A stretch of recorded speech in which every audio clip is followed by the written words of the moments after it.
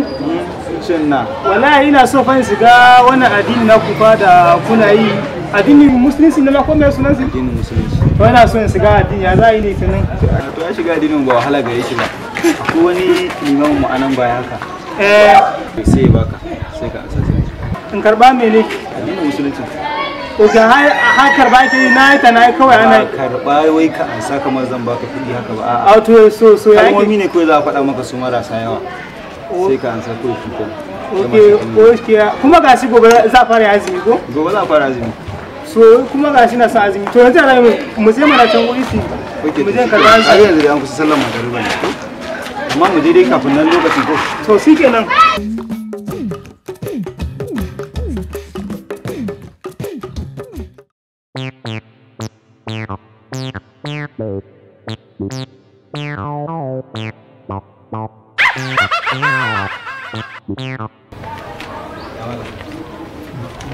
Salamu alaikum. Salamu alaikum. Sannunku da zuwa ku zauna. Wannan sunan shi kuce na. Ina jin. yanzu shi ne wannan wanda zai bani musulunci kenan Alhamdulillah. Haka ake so dama. Mi ta karuwa cikin yardar Allah. Ya sunan ka yaro?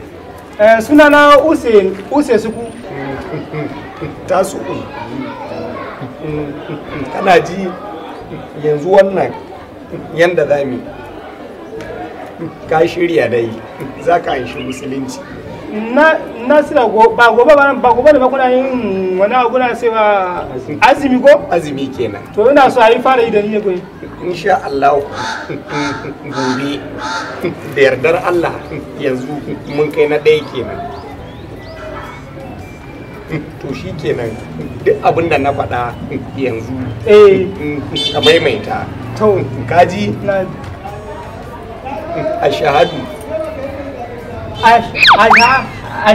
yawwa anna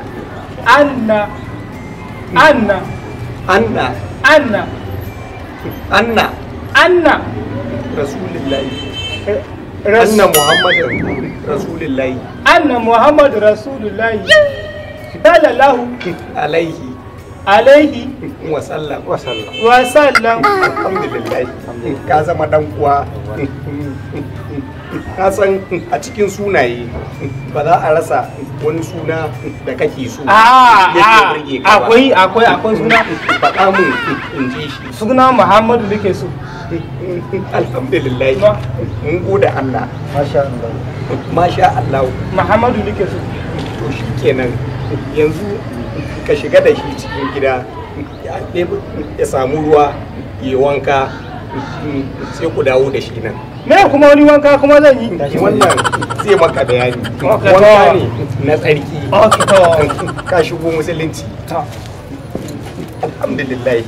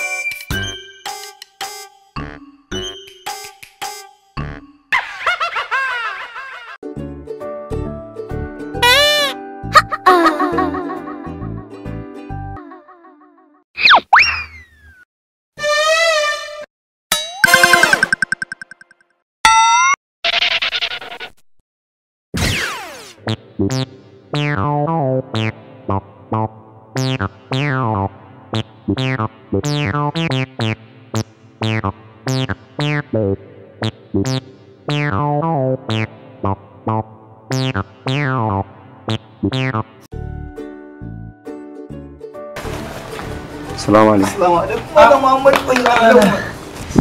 Wa alaikum salam. Malam ai ba dadi. Ana rage musu karfi ne. Ka rage musu karfi? Na rage musu. Amarya. Ya suka karfi da yawa ne. Karfi. Abin da kai kenan? Billahi lazi sittin a kanka. Sittin? Sai ka yi ta. 30 din ma na kasa yi ba sai na yi 60. Ta wuna. Sittin?